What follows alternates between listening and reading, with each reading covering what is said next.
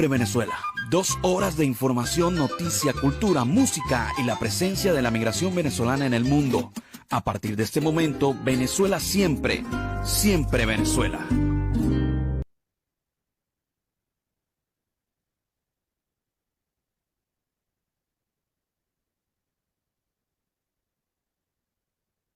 Bueno, amigos de Venezuela, siempre, siempre Venezuela, iniciamos así nuestra edición de la tarde de hoy, la edición vespertina del programa, como siempre llevándoles a ustedes información, comentarios, noticias, música, entrevistas, todo lo que tiene que ver con Venezuela y su migración a lo largo y ancho del mundo. Esto lo hacemos con mucho cariño, con mucho respeto para todos ustedes, a través de esta señal, 5 emisoras que se enlazan para llevarles información en todo el área binacional colombo-venezolana, también amplificando en el Caribe latinoamericano, desde Aruba, llevando también nuestra información.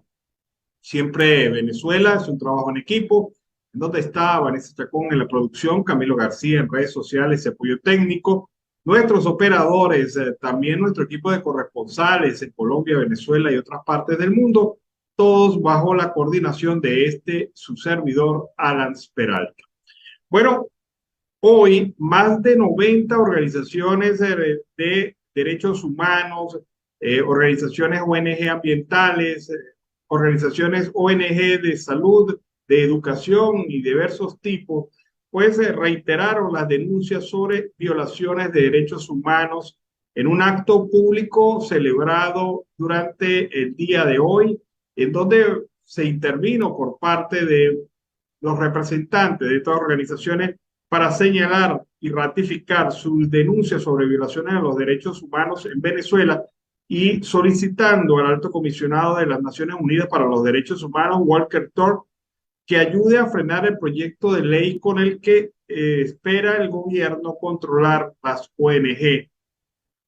Esta es una petición expresa que hacen las organizaciones que manifiestan que vienen desarrollando un trabajo importante en materia no solamente de defensa de derechos humanos esenciales, enfrentando también crímenes contra la lesa humanidad, sino también en otras áreas del derecho humano esencial, como es el área de la salud, de la educación, el área medioambiental, el área de los enfermos de SIDA y otras tantas actividades que realizan diferentes organizaciones ONG en Venezuela. Este llamado fue intenso y también señalan que van a seguir realizando actividades para demostrar que el proyecto de ley que actualmente avanza en la Asamblea Nacional lo único que busca es la destrucción, la eliminación, la facilitación para la persecución y eliminación y control presupuestario de las ONG en Venezuela. Pero afirman que es mentira que las ONG no tienen control, las ONG tienen control tributario, tienen control de su acción porque se registran ante órganos del Estado y sobre todo dependen de sus trámites cuando se realiza con aportes internacionales del propio Banco Central de Venezuela, que para ello ha hecho un registro de estas organizaciones. Así que, como van las cosas, esta es una pelea de largo aliento que debe enfrentar también el pueblo venezolano, porque se van a eliminar organizaciones que han venido prestando apoyo en medio de esta crisis humanitaria de largo perfil en Venezuela. Y bueno, ayer comentábamos y comentábamos hoy la situación de María Fernanda Rodríguez, profesora de la UNIMED y defensora de derechos humanos, que fue directora ejecutiva de Sinergia y actualmente forma parte de la Fundación Futuro Presente. Bueno, bien, ella estuvo retenida por funcionarios del 6CPT, el 6CPC, quienes por más de 4 horas la estuvieron interrogando, aparentemente por las actividades que realiza la organización. También se conoció que fue liberada. No hubo hasta los momentos pronunciamiento de cargos en su contra. Simplemente, como a ellos les gusta ahora llamarlo, fue una entrevista que no tenía ni citación ni orden judicial respectiva. Pero bueno, ¿qué se hizo? Y uno sabe que el interés del gobierno es amedrentar a los defensores de derechos humanos en Venezuela. Y bueno, ya que está el señor Torres aquí en Venezuela, el alto comisionado de las Naciones Unidas para los Derechos Humanos, el pueblo venezolano le quiso enviar un mensaje a este diplomático de primer nivel, el señor Torres. Vamos a escuchar el mensaje del pueblo venezolano. Comisionado Walker de las Naciones Unidas, póngale el ojo a Venezuela. Son más de 9.427 secuestrados, torturados por este régimen criminal. Señor Walker, los venezolanos estamos padeciendo de un hambre, una hambruna general. Jubilados y pensionados mueren de hambre. Póngale el ojo a Nicolás Maduro, señor comisionado. Se lo pedimos de todo corazón, porque seguiremos luchando hasta recordar nuestra libertad y nuestra democracia. Justicia, justicia exige Venezuela y todos los venezolanos. Porque lleva a San Miguel Arcángel en la cabeza. San Miguel Arcángel es el que nos protege a nosotros de todo mal y peligro, y me da fortaleza y me da valor seguir en las calles, porque tengo dos opciones: o morir en mi casa de hambre o salir a luchar por mis derechos humanos. ONU, derechos humanos, estamos muriendo de hambre. Bueno, ahí está la visión del pueblo venezolano, el mensaje claro al señor Torres. Atienda a estos llamados, preste atención a este clamor de las organizaciones de defensa de derechos humanos, entienda la situación del pueblo venezolano, comprenda que el régimen de facto quiere crear un maquillaje para poder engañar a los organismos internacionales y nacionales. Sin embargo, cada vez le cuesta más porque la situación es más que evidente.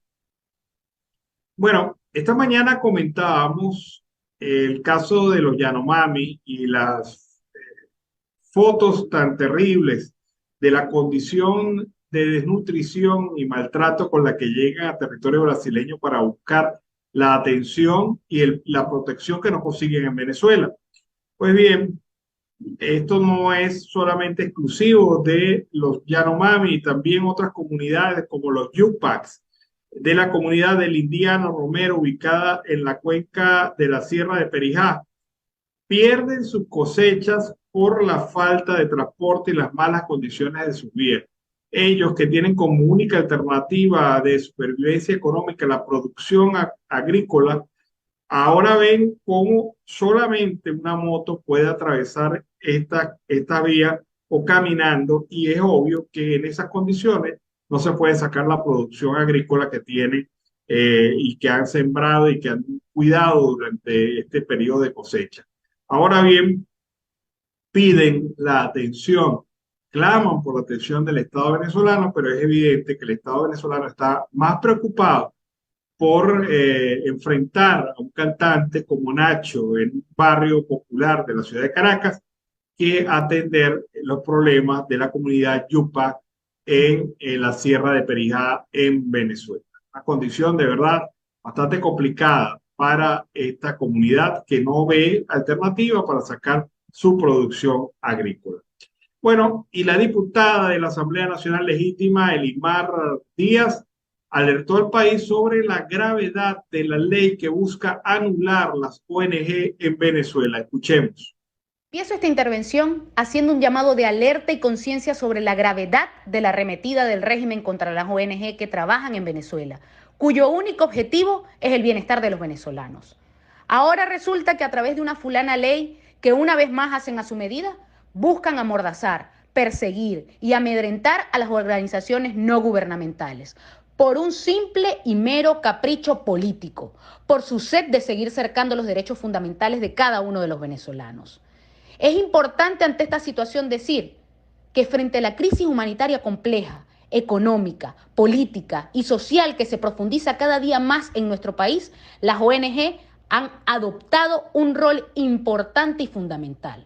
Se han convertido en una válvula de escape para aliviar un poco la crisis en muchos sectores. Y sin duda han sido ese instrumento de ayuda, esa tabla de salvación para que muchos venezolanos y ciudadanos reciban algún tipo de beneficio, asistencia o ayuda para sobrellevar los embates de la peor crisis que haya atravesado nuestro país en los últimos tiempos y que ha sido ocasionada por nada más y nada menos que la fracasada revolución del siglo XXI. Ahora bien, si bien es cierto, podemos decir que la razón de ser de muchas ONG es fundamentalmente el sentido social desde la vocación más pura y altruista de servicio, sin ningún fin de lucrarse, pero no es menos cierto que en estos últimos tiempos difíciles que vive nuestro país, muchas de ellas se han tenido que diversificar por el incremento de cada uno de esos problemas sociales.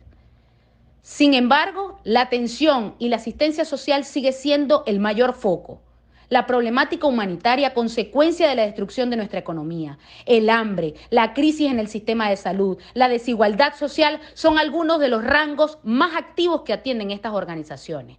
Pero también, por otra parte, está la formación de más y mejores ciudadanos, brindando esas herramientas que el régimen ha pulverizado en las escuelas y universidades, con la intención de pisar el pensamiento crítico y la libertad plena. Bueno, es la posición de la diputada Elimar Díaz de la Asamblea Nacional Legítima sobre el tema de la ley que adelanta el gobierno para buscar anular a las ONG en Venezuela. Ahora escuchemos, trasladémonos hasta el cono sur del continente y allí está en Santiago de Chile Juan Pablo Azuaje con su reporte de hoy viernes. Saludos a Lance Peralta, Carlos Miura-Uzcategui y audiencia en Colombia y Latinoamérica del programa Siempre Venezuela Radio. Desde el Cono Sur, les contamos que ya son más de 1.700 personas las que han recibido la orden administrativa de expulsión de Chile debido a diferentes razones. Pero la mayor causa es por ingreso por pasos no autorizados y el contar con antecedentes penales en el país de origen. De este número, la mayor cantidad de expulsiones es de venezolanos, y de este grupo, más del 80% es de nacionales que entraron a Chile de manera irregular. Desde el Servicio Nacional de Migraciones, señalaron que se mantienen en constante estudio y seguimiento de la situación migratoria de un gran número de personas, en tanto que se viene trabajando en un proyecto de ley que facilite el proceso de expulsión. Este proyecto contempla además la posibilidad de incrementar los puestos de vigilancia fronteriza, en especial con Bolivia, por donde se estima entra el mayor número de migrantes irregulares. Sostuvieron además que también se encuentran en la fiscalización junto a los cuerpos de seguridad de todos los trabajadores ambulantes, de lo que dijeron se ha convertido en un gran problema para el país y que viene dado al gran número de migrantes irregulares que no tienen acceso a conseguir un empleo. Mientras, entre otras informaciones, lamentamos el asesinato de otro venezolano en territorio chileno. Este es el caso de Jordan Tablante, de 29 años, quien fue asesinado por la expareja de su novia. Tablante, nacido en el estado Bolívar, fue herido en el tórax por un ciudadano identificado como Cristóbal Serpa.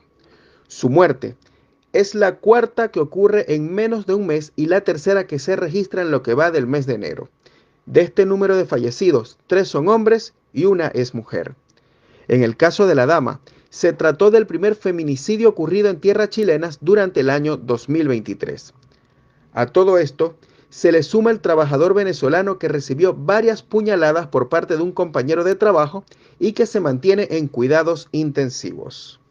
Esta es la información que tenemos hasta el momento y no me despido sin antes invitarlos a seguir con Siempre Venezuela Radio y la www.tictachoradeviajar.com. Hasta pronto. Bueno, ese fue el reporte de Juan Pablo Azuaje desde el Cono Sur, trayéndonos información de la migración en esa zona. Bueno, amigos de Venezuela, siempre Venezuela, seguimos aquí con más información. Vean ustedes cómo está la situación de la justicia en Venezuela. 330 casos fueron presentados en el dossier de la Corte Penal Internacional en el caso que lleva la Fiscalía de la Corte Venezuela 1. Pues bien, al menos 94% de los autores materiales del caso, de estos casos y el 100% de los autores intelectuales de la muerte de 330 venezolanos continúan aún impunes. Esto según la organización Justicia, Encuentro y Perdón. ¿Esto qué demuestra? Pues a las claras demuestra que el Estado venezolano no tiene capacidad y no tiene voluntad de juzgar estos crímenes. Que el 94% de los autores materiales de 330 crímenes considerados en este expediente aún no estén sentenciados y que el 100% de los autores intelectuales no estén sentenciados, es una evidente demostración que no se ha avanzado nada en materia de derechos humanos en Venezuela desde la última visita de la comisionada Bachelet, que fue hace más de un año. Ahora, el gobierno sigue tratando de pintar esto y disfrazar esto y colocarle un dibujito cualquiera, pero resulta que lo que está claro es que ahí están las cifras, ahí está la estadística, y es por eso que le tienen temor a las ONG, porque las ONG no responden a los criterios partidistas del gobierno y vienen publicando la verdad. Por ejemplo, la nueva ley para fiscalizar a las ONG atenta contra la libertad de asociación y de expresión, reguladas en los artículos 52 y 57 de la Constitución venezolana. Las ONG en Venezuela promueven la defensa, la promoción y la difusión de los derechos humanos y se exige, por lo tanto, cesar el hostigamiento y la persecución.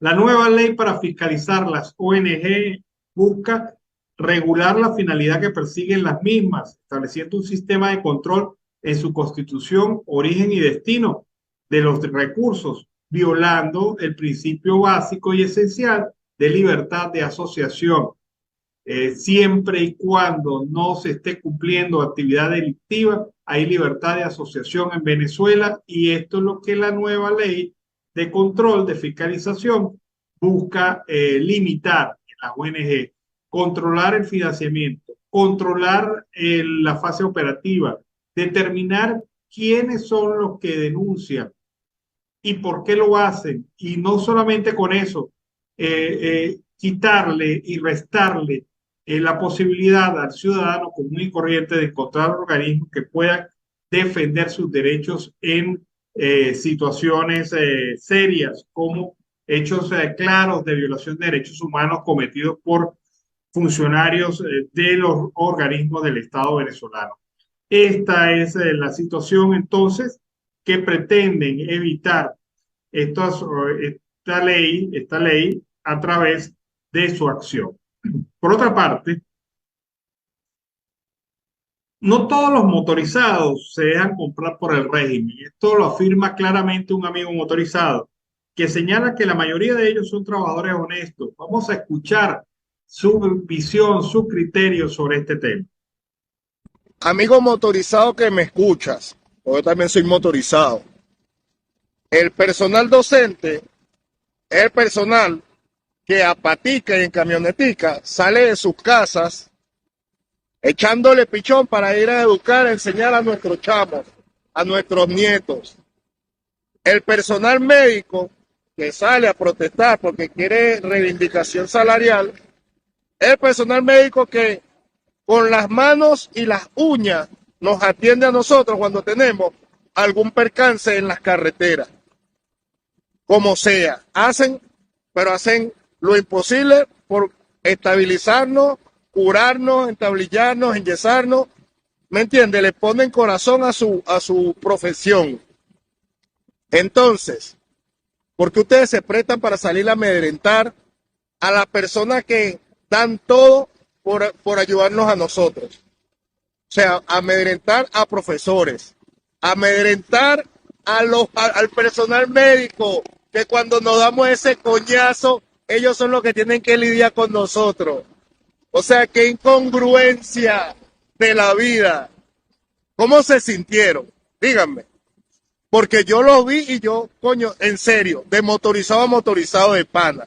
Cuando lo vi, parecían que iban toditos volando en escoba. Parecían un poco de bruja. De bien se lo digo. Quedaron burda de mal. Dejando mal a la raza motorizada, mano. Nosotros nos caracterizamos por ser serios. Ese chigüireo, Ese fantasmeo no va con nosotros. Entonces, ¿qué es lo que hay, weón? ¿Qué le dieron? ¿Qué le ofrecieron? ¿Por cuánto cayeron tan bajo? De salir a amedrentar a personal docente, a personal médico. ¿De dónde salió eso? En los motorizados. Coño, hermano. Alguien que me explique, quizás esté equivocado.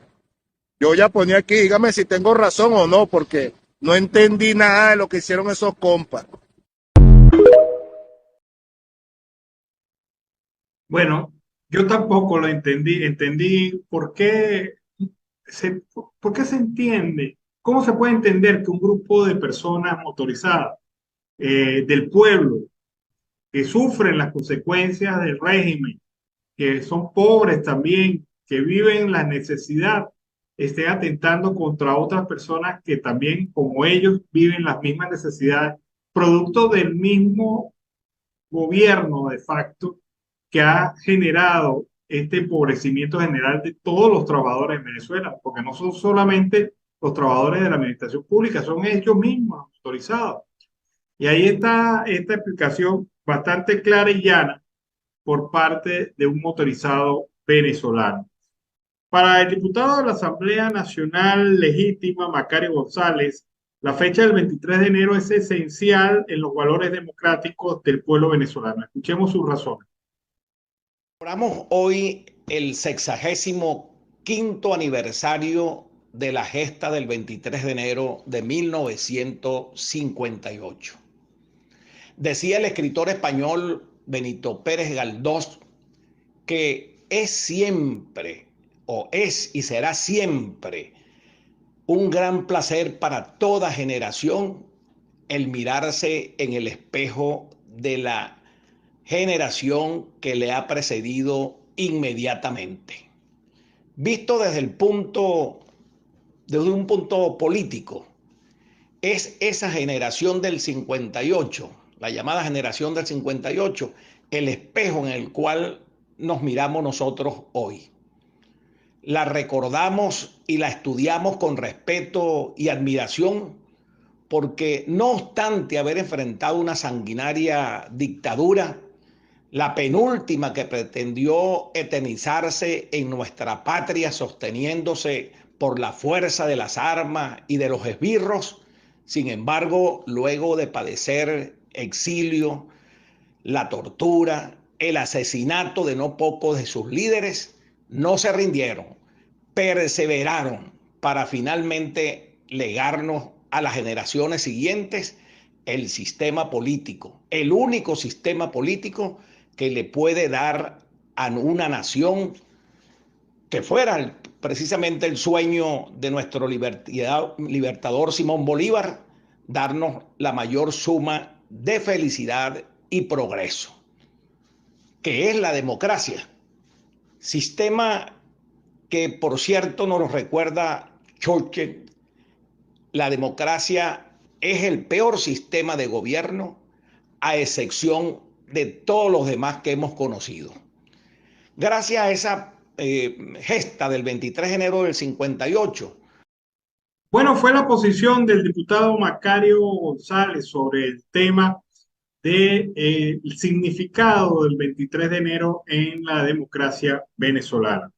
Escuchemos ahora en los Estados Unidos a Beatriz Galindo desde la Florida, quien nos trae su reporte para Siempre Venezuela. Hola Alan Carlos, amigos de Siempre Venezuela, vamos a comenzar nuestro recorrido noticioso con una noticia que está dando mucho de qué hablar y se ha producido este jueves 26 de enero. Tiene que ver con que la justicia estadounidense acusó al magistrado chavista Michael Moreno de incurrir en sobornos y lavado de dinero. El expresidente del Tribunal Supremo de Justicia utilizó fondos derivados de actividades ilícitas para comprar propiedades en todo el mundo, incluida una villa en la Toscana, en Italia, por 2,4 millones de euros y una mansión en la Romana, República Dominicana, por 1,5 millones de dólares. La Fiscalía Federal del Sur de la Florida acusó este jueves al expresidente del Tribunal Supremo de Justicia de Venezuela, Michael Moreno, por recibir sobornos a cambio de utilizar su cargo para resolver casos civiles y penales. Moreno fue imputado por conspiración para cometer blanqueo de capitales, encubrimiento y por participar en transacciones de bienes derivados de actividades delictivas. El magistrado del régimen chavista recibió más de 10 millones de dólares en sobornos de contratistas venezolanos que tenían convenios con entidades propias de la dictadura de Nicolás Maduro. En 2014, antes de su nombramiento como presidente del Tribunal Supremo, recibió $1 millón a través de transferencias bancarias por parte de un contratista venezolano por resolver futuros casos penales a favor de esta persona. Según la Fiscalía de Florida, Michael Moreno también lavó dinero de un empresario acusado en Estados Unidos en un esquema de fraude multimillonario para que se desestimara la causa. Así que están las cosas por acá, siempre dando de qué hablar, pues, el régimen venezolano aquí en materia de justicia. Ya tenemos a Michael Moreno acusado formalmente por el lavado de dinero aquí en Estados Unidos. Y vamos con más información que se produjo esta semana, muy importante, y es que Amnistía Internacional le pidió al Alto Comisionado de Derechos Humanos de la ONU fortalecer su presencia en Venezuela. La organización instó a Volker Turk a reforzar las actividades de su oficina en el país caribeño para que su labor de denuncia tenga un real efecto disuasorio de prevención de violaciones graves de derechos humanos. Así están las cosas. También tenemos que contarles que en la víspera de la visita de Turk, el régimen venezolano incautó propiedades y amenazó con cárcel a dirigentes y periodistas. El Alto Comisionado para los Derechos Humanos de la ONU llegó este jueves al país, como todos ustedes saben, al país caribeño, y se reunirá con miembros del régimen, la sociedad civil y dirigentes de la oposición venezolana. Con más información que tenemos que contarles esta vez en el tema de Colombia es que tenemos este terrible caso que ha salido a la luz pública, el caso de Valentina Tres Palacios. Dicen que aquí está habiendo muchísimos problemas con la traducción que afectan la audiencia del estadounidense, John Poulos. El abogado de las víctimas, Miguel Ángel del Río, señaló que las dificultades podrían anular la diligencia. Así están las cosas con este caso, un caso bastante lamentable. Ya salió incluso un video que está circulando en las redes sociales donde se ve supuestamente a este señor, al estadounidense, cargando y metiendo en la maleta del carro el cuerpo de la popular influencer Valentina Tres Palacios. El feminicidio que Valentina Tres Palacios generó, de Valentina Tres Palacios, generó que las autoridades actuaran con celeridad para capturar al principal sospechoso de su muerte, que es este señor John Poulos, quien era la pareja sentimental de la DJ colombiana. Ante el juzgado de 59 de garantías de Bogotá, la Fiscalía General de la Nación pretendía realizar la legalización de la captura del estadounidense. El procesado permaneció en el búnker de la Fiscalía General de la Nación antes del inicio de la audiencia sobre las 7 de la noche. El proceso se demoró más de lo habitual debido a que el extranjero exigió un abogado que hablara inglés a la perfección, rechazando el defensor público que designa normalmente la Defensoría del Pueblo. Las autoridades estaban contrarreloj debido a que la diligencia de legalización de captura en un plazo máximo de 36 horas tras el arresto de las autoridades. Así que el abogado Miguel Ángel del Río, defensor de la familia Tres Palacios, indicó que esas acciones correspondían a maniobras dilatorias por parte del sospechoso.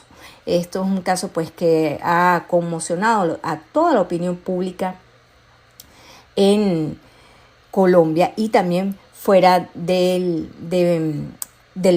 país colombiano.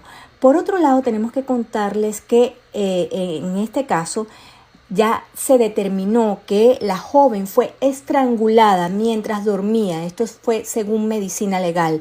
El dictamen reveló que la mujer tenía múltiples lesiones por estrangulamiento, hemorragia en la parte derecha de la lengua y estaba en ropa interior cuando falleció. Así que esto es una cosa bastante relevante. La medicina legal también reveló el 26 de enero que la muerte había sido por múltiples lesiones de estrangulamiento. Presentaba marcada congestión y edema facial, además de signos de traumas múltiples de tipo contundente dispersos en los antebrazos y la región sacra. Bueno, así estamos por este lado y tenemos que contarles también, esto es importante, es noticia que se produce aquí en Estados Unidos y que tiene que ver con el país colombiano, y es que el narco colombiano Otoniel se declaró culpable ya aquí en Estados Unidos y dijo que toneladas de cocaína se movieron con su permiso. El narcotraficante colombiano Otoniel, ex líder del Clan del Golfo, se declaró culpable este miércoles de los cargos que pesan sobre él en Estados Unidos. Dairo Antonio Úsuga David, su nombre de pila, de 51 años, recibirá una condena de entre 20 años y cadena perpetua, informó el Departamento de Justicia estadounidense. Como parte del acuerdo con la Fiscalía, Otoniel también aceptó pagar $216 millones por concepto de incautación.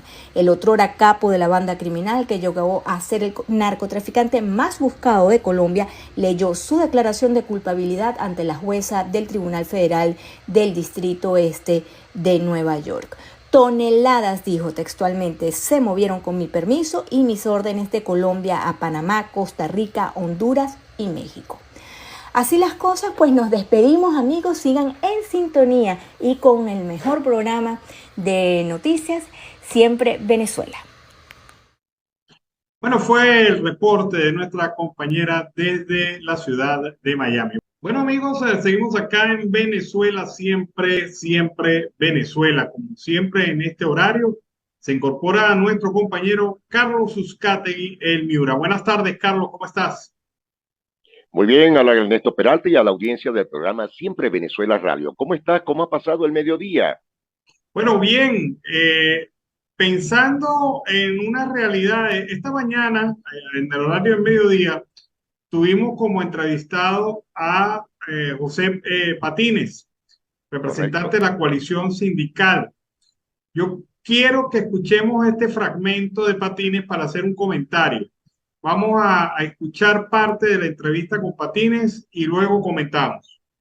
Aparentemente el gobierno no está dispuesto a dar un aumento salarial significativo e insiste en el mecanismo de los bonos. Habla de un bono de mantener el bono 580 bolívares. Esto, pues, indudablemente lo que va a hacer es calentar la calle. Es decir, parece que es un gobierno terco y empeñado en no querer ver la realidad. Frente a esto, ¿qué hacer? Mira, a nosotros lo que nos queda, que de hecho nosotros, yo también escuché el audio, todo el mundo escucha el audio aquí en Venezuela, en Caracas y en todos los estados. A nosotros lo que nos queda es la calle, no nos queda de otra, porque los bonos, salarios bonificados, o sea, aquí los salarios están bonificados, aquí te pagan a punta de bono y con una bolsa de comida. Ese es el salario del venezolano. Eso es el salario. Aquí las prestaciones se acabaron, horas extras se acabaron, aquí se acabó todo. ¿Qué le queda al venezolano? Ya todo el mundo lo sabe, salir a la calle, porque el 30 de enero está sentado, como te digo nuevamente, estas centrales que están arrodilladas al gobierno de Nicolás Maduro y pretenden imponer lo que sea que vayan a imponer. La bonificación es de 580 bolívares, y si no, los $50, que nosotros sabemos que en su mano no está la capacidad para pagar los $50. Mira, calle. Aquí no queda otra, calle y lucha para todos los venezolanos hasta que el gobierno entienda. El gobierno está entrampado con el salario, entrampado completamente. Aquí en diciembre la gente no pudo hacer hallaca, no pudo comprar estreno, la gente se quedó en su casa llorando, muchos venezolanos llorando en su casa. Entonces este enero es enero de lucha en la calle y enero de conciencia laboral y de conciencia social. Señores, son las calles lo que nos van a devolver a nosotros la democracia. Bueno, ahí están las declaraciones contundentes de Patines. Carlos, calle y más calle. Por supuesto, Alan, ellos están esgrimiendo un tema que es fundamental, porque fíjate, ese bono de 580 contractualmente, ni en contrato colectivo, ni en normativa laboral va a ser plegado al sueldo, porque ya en Venezuela, tal como lo dice José Patines, no existen horas extra, no existen las horas nocturnas, Alan, no existen las horas extraordinarias, no pagan el sábado doble y el domingo que deben pagar lo triple no lo van a pagar. Es decir, voy a decirlo como lo dijo José Patines, calle hermano, a la calle el 30. Lo demás es monte y culebra. Bueno, también mencionó otra cosa muy importante para este análisis. Dijo que ellos saben que el gobierno no tiene los recursos para pagar el aumento salarial que ellos aspiran. Y uno se pregunta, ¿qué hizo el chavismo con más de $1 billón que recibió durante su periodo? O sea, porque obras no hay. Avances significativos en el país no los hay. No los hay, no lo existe. Salud para el pueblo no la hay, educación para el pueblo no la hay. Vivimos en una miseria constante. Más del 98% del país, el 98% del país vive en el nivel de pobreza. ¿Qué hicieron los chavistas con tanta plata? No ahorraron.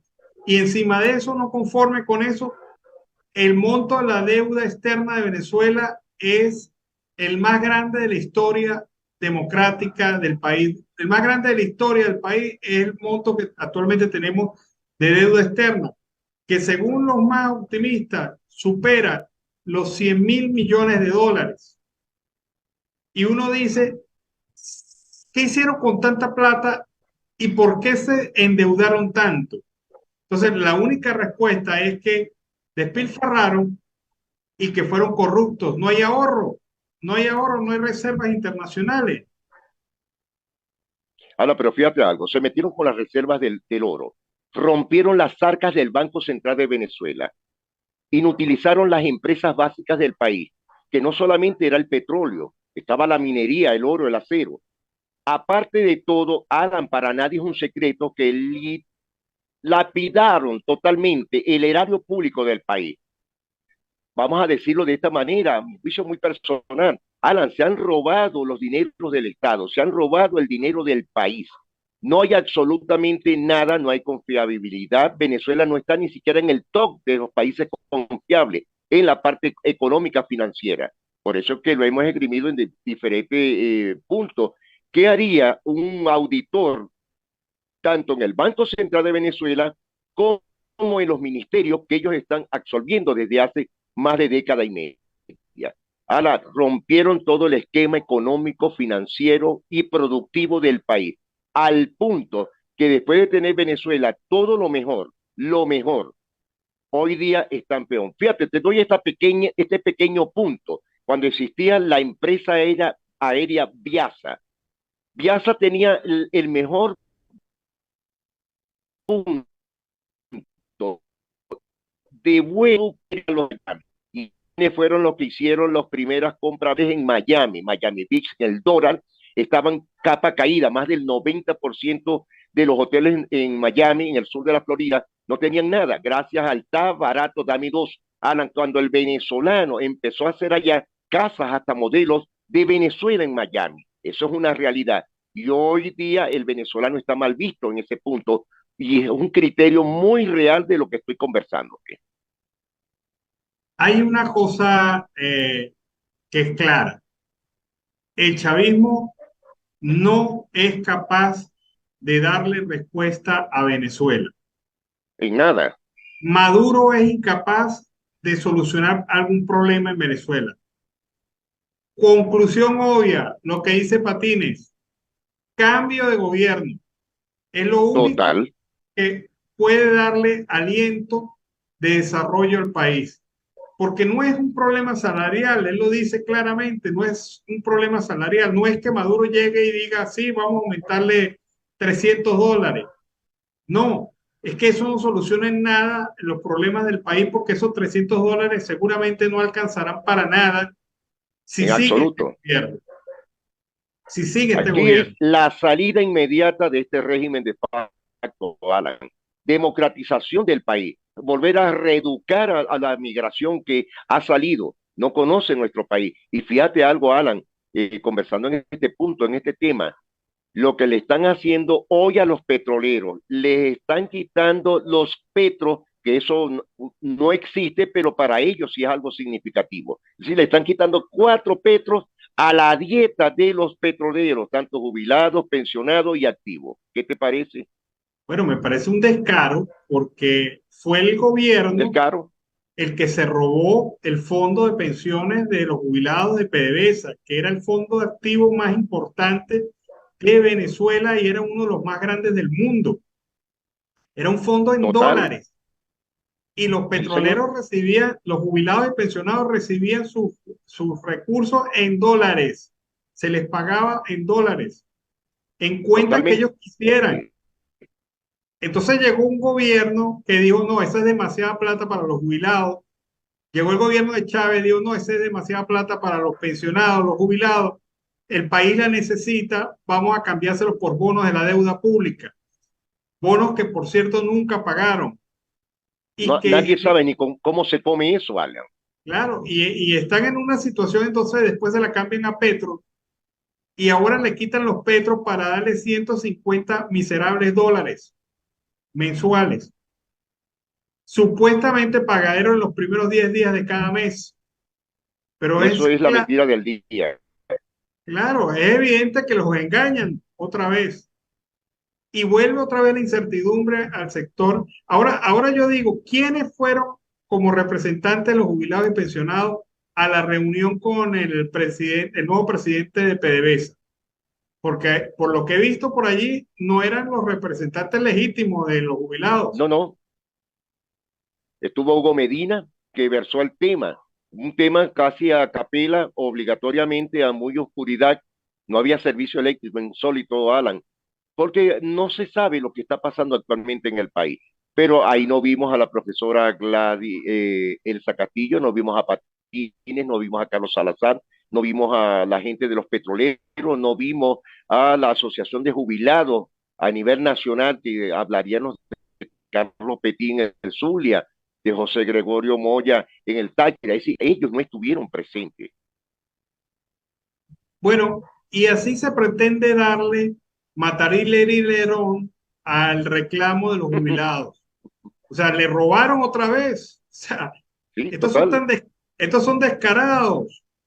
¿Qué descarados son? Robaron el fondo de pensiones y jubilaciones de PDVSA y encima de eso los re-robaron cuando se los cambiaron a Petro y encima de eso le vuelven a hacer otro cuando se los ponen en dólares al cambio que indique el Banco Central de Venezuela. Que por cierto... Ahora mi pregunta es lo siguiente, Alan, que me preocupa. La ASIC, es decir, la Asociación de Jubilados Pensionados Petroleros, se ha prestado la directiva que está en Caracas, es decir, los que están rodilla en tierra, porque las demás asociaciones de los estados no están de acuerdo con ello. ¿Tú te acuerdas cuando lo versaste el día lunes que estuvimos conversando sobre este tema? Deben unificarse, Alan. Si no se unifican, las asociaciones centrales, las que están arrodilladas, cualquier momento dicen, mira, $150 es mucho, vamos a darle 150, pero bolívares. Sí, yo veo que el gobierno sigue enredando la pita para la clase trabajadora. Y cada vez veo que va a ser muy difícil que la gente salga de la calle con este tipo de decisiones. ¿O tú crees que los jubilados y los pensionados no van a ser los primeros en salir a protestar este lunes 30? Los de PDVSA.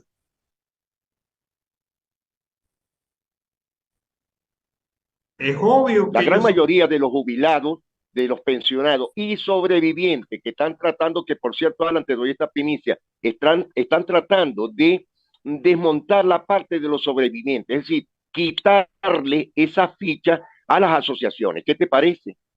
No, pues ya nada me sorprende de este régimen. Nada. Un régimen. Sí, un régimen total.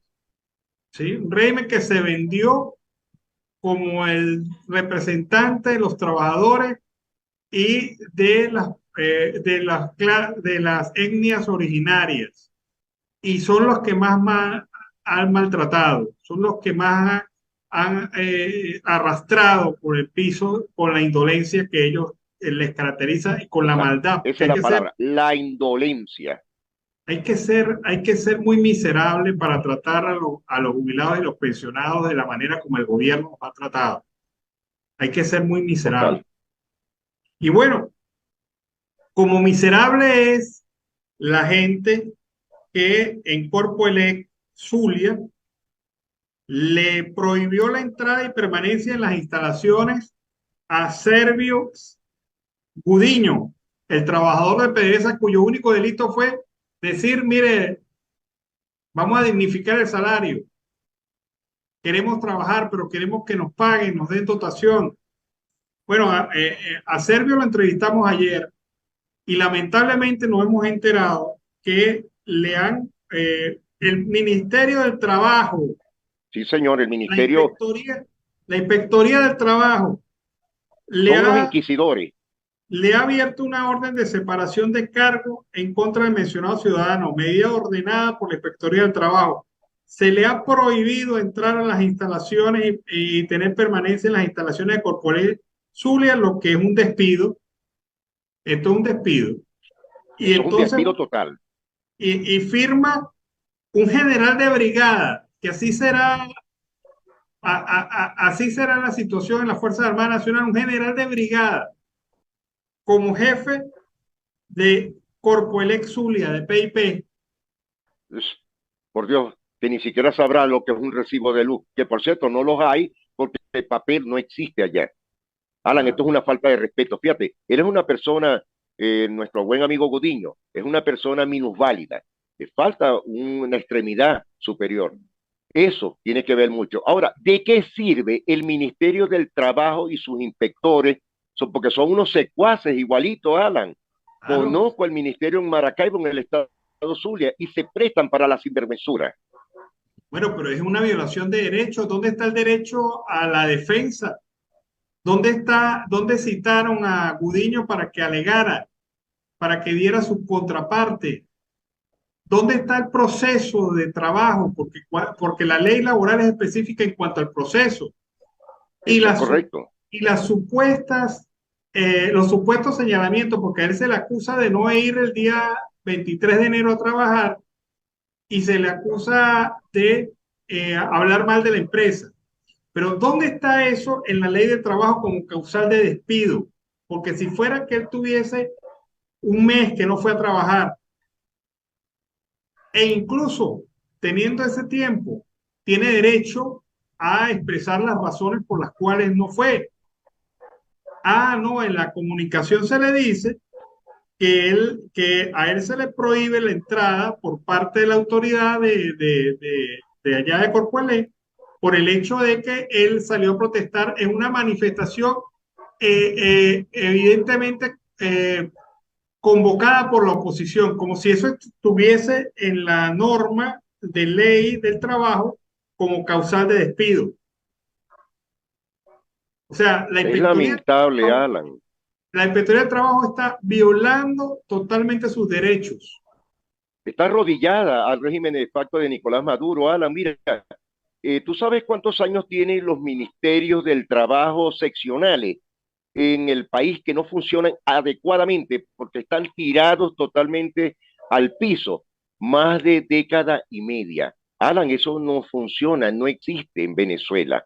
Y más en el estado Zulia, porque se han caracterizado en 3 oficinas, una en la avenida principal 5 de Julio, una en la circunvalación en el Hotel Maruma, y la otra está en San Francisco.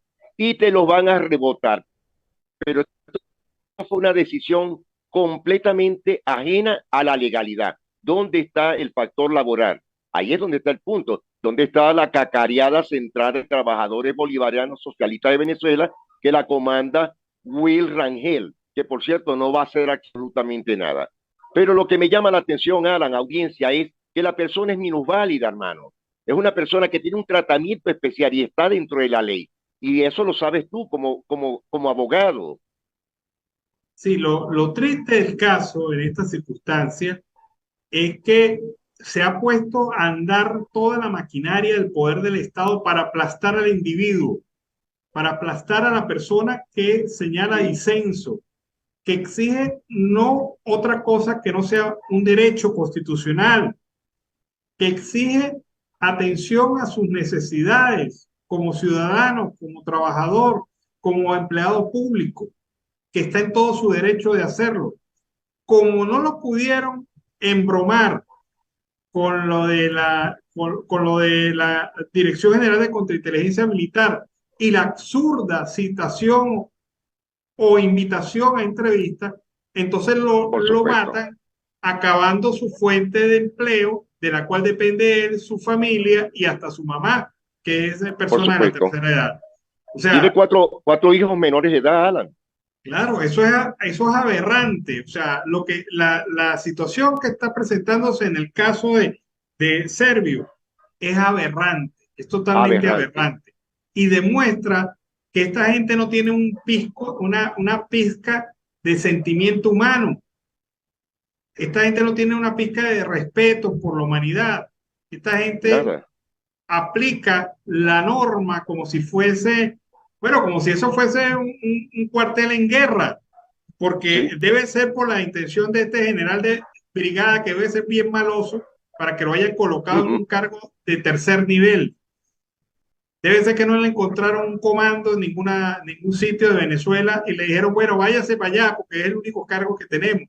Entonces debe ser el jaleti más jaleti de todos los militares desde Zulia, que para poder subir en su cargo tiene que aplastar a un individuo, a una persona que simple y llanamente exigió su derecho a un mejor salario. Por favor. Eso es la verdad. Lo comentaste y eso es la verdad. Qué bárbaro. Estoy indignado con eso. Estoy indignado con la situación de lo que ha pasado con los jubilados y los pensionados de PDVSA.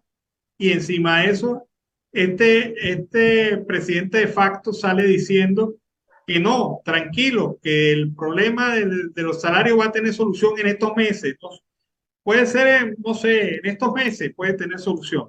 Qué barbaridad. Usted no sabe ni lo que está diciendo, porque la gente todavía veo los jalabolas que hay dentro del factor chavismo o madurismo cuando dicen el presidente obrero. Por Dios, Alan, él fue simplemente un delegado sindical de la Corporación del Metro. Él no tiene ni idea ni imaginación lo que significa el sindicalismo laboral, el sindicalismo de clase obrera. Él no sabe, él no es clasista en absoluto. No tiene pero ni cierta imaginación. Bueno, y por ahí su séquito, porque este general de brigada que mandó a despedir a este muchacho, pues es de lo más miserable, para hablarlo claro, un tipo miserable. Totalmente. El nombre del tipo, vamos a decirle el nombre del tipo, Rubén Ramírez Cáceres, general de brigada. Qué bárbaro. Fíjate, bueno, Carlos, general de brigada. General de brigada, eso se ganó ese generalato en una cajita de jabón, si te acuerdas, de cartón. Metieron los tickets, bueno, salió fulano. Ese es él. No, en la batalla los jala. Allí ganó su medalla. Nos vamos, Carlos. Bueno, Alan, nos despedimos a esta hora. Bueno, a la audiencia del programa Siempre Venezuela, nos despedimos y les deseo un happy weekend para todos.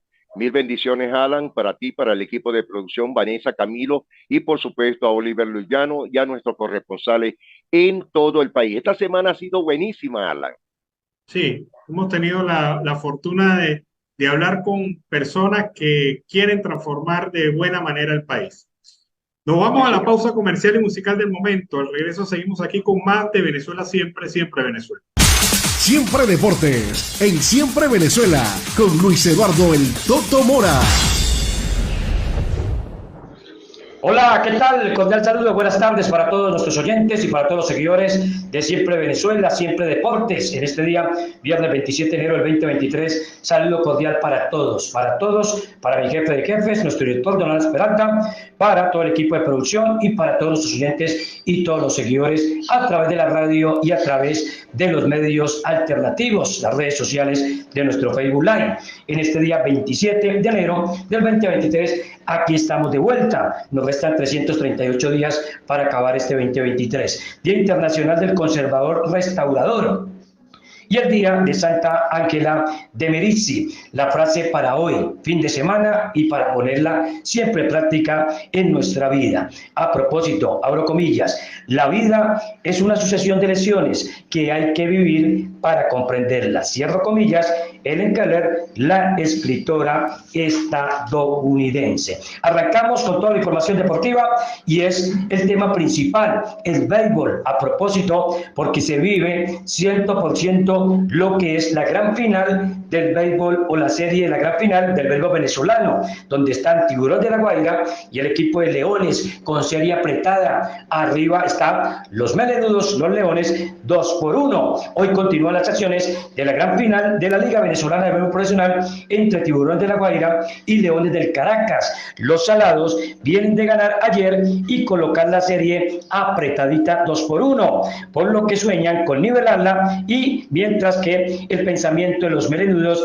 es que en sus manos están las posibilidades de colocarla en jaque. El cuarto juego de esta gran final arrancará en contados minutos, hoy 7 de la noche en el Estadio Universitario, donde se espera que asistan más de 20,000 personas en este nuevo desafío entre Tiburones y Leones. Los abridores, ojo, este cuarto juego y oído de esta gran final son para el equipo de Alan, su equipo, los Leones del Caracas, que rugen con Mario Sánchez, ganador del premio al pitcher del año. Mientras en el rival, el abridor de los Tiburones de la Guaira será el mexicano Aldo Montes, quien estará allí en el montículo por parte de los intereses del equipo Tiburón. Continuando con el tema del béisbol, pero hablando de los movimientos a nivel internacional, Luis Torren firmó con los Cachorros de Chicago. El receptor venezolano Luis Torren firmó un contrato de ligas menores con los Cachorros de Chicago para la temporada 2023 de las ligas de los Estados Unidos en el béisbol. El careta criollo en el año 2022 vio acción con los Marineros de Seattle, donde conectó 34 imparables, 3 de ellos fueron cuadrangular, 15 remolcadas para un promedio de .225, para un total de 57 juegos en lo que fue la participación del 2022. Luis Torren, mejor conocido como Churro, por vida tiene en la MLB los siguientes números: bateo para una veraz de .236, 159 X, 19 cordones, 75 carreras impulsadas en 253 partidos disputados. Torren debutó en Grandes Ligas en el año 2017 con los Padres de San Diego, novena que compite en la división oeste de la Liga Nacional. En Venezuela, Luis Torren pertenece a los Navegantes del Magallanes, viene a ver acción en la Liga Venezolana en 19 juegos con 29 X conectados, 3 cuadrangulares y 15 carreras impulsadas para un promedio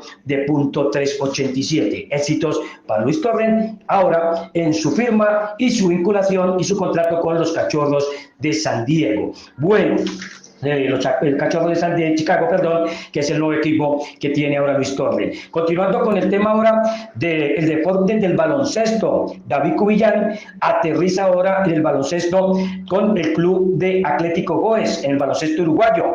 El Club Atlético Goes de Uruguay terminó de blindar su banca con la inclusión de David Cubillán, que estará haciendo parte en este conjunto para la presente temporada. El Relámpago, como se conoce a Cubillán, se une a los que también conacionales, Néstor Colmenares y Windy Graterol, como el tridente venezolano del equipo que se encuentra en el tercer puesto de la clasificación con una estadística de 10-7. El criollo estará bajo la tutela del técnico argentino Guillermo Navarrete, técnico de la temporada anterior con este equipo uruguayo, el Atlético Goes, y hay que decir que también Cubillán viene en su última temporada donde salió campeón en el baloncesto colombiano, allí en la Liga del Deporte, la número 7, con el título para el equipo Titanes de la ciudad de Barranquilla. Hablamos de gols para cerrar nuestra información, porque en el Club Guataparo Country Club será sede del segundo o por segundo año consecutivo del Abierto de Gol de Venezuela. Guataparo Country Club alocará segundo año consecutivo la edición 38 del Abierto de Gol de Venezuela,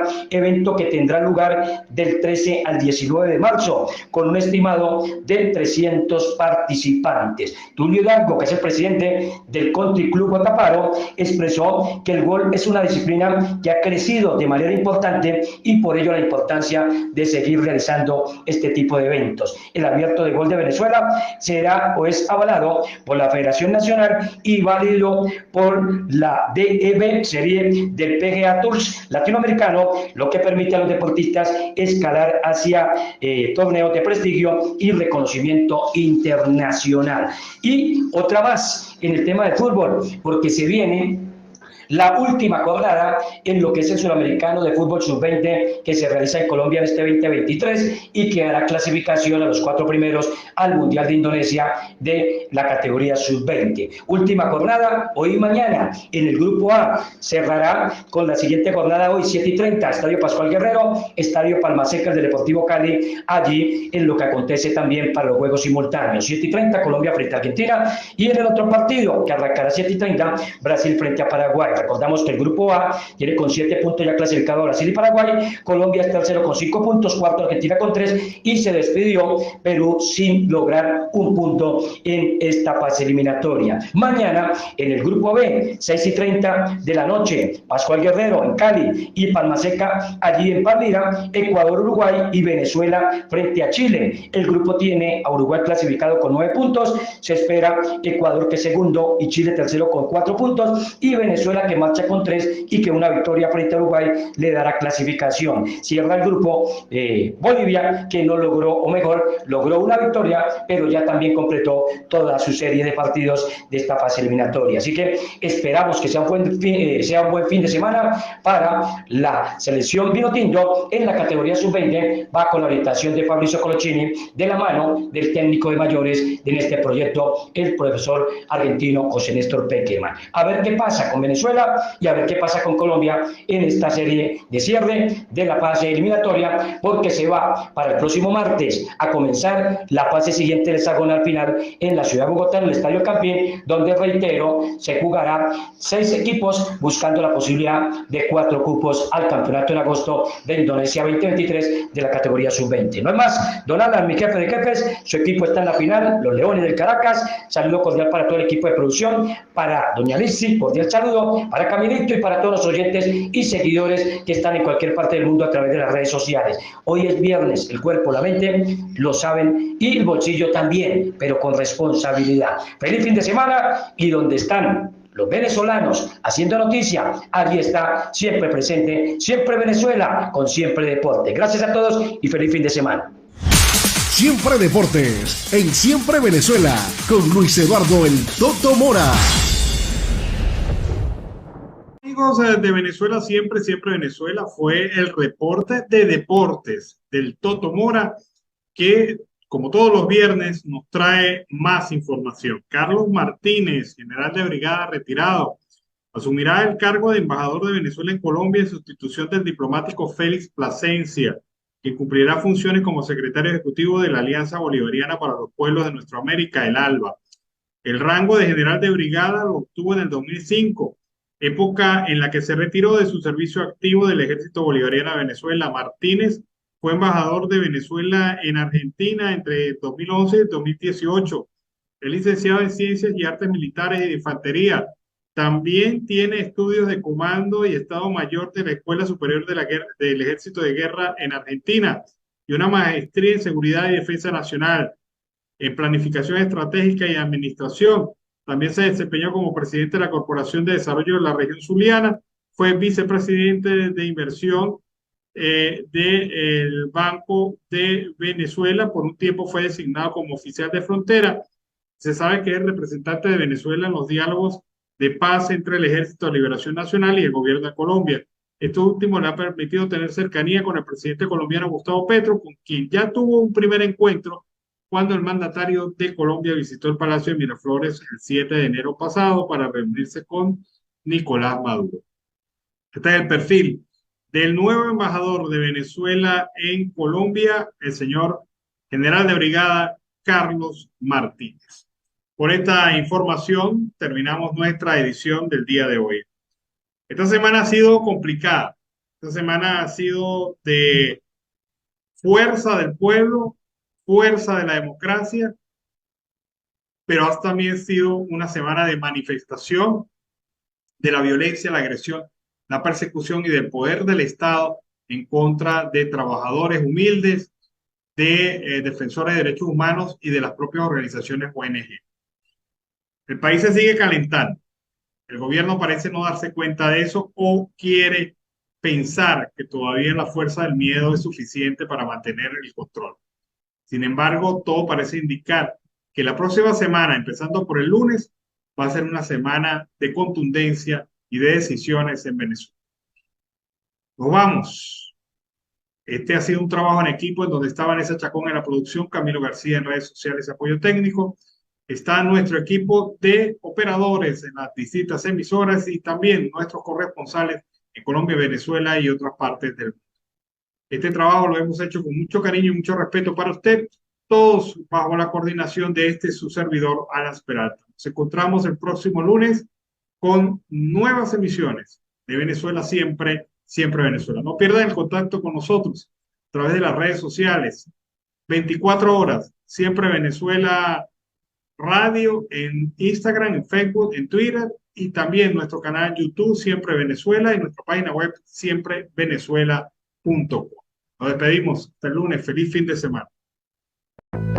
Siempre Venezuela es un programa que te brinda las mejores noticias, comentarios, análisis, entrevistas y música. Información sin censura en la voz de los protagonistas. Todo un equipo de producción de primer nivel. Siempre Venezuela. Lo encontrarás en las radios de tu preferencia. O si no, visítanos en nuestras plataformas digitales. Siempre Venezuela Radio. En Instagram, Facebook y Twitter. De lunes a viernes le decimos lo que en Venezuela prohíben. Porque somos Venezuela Siempre, Siempre Venezuela.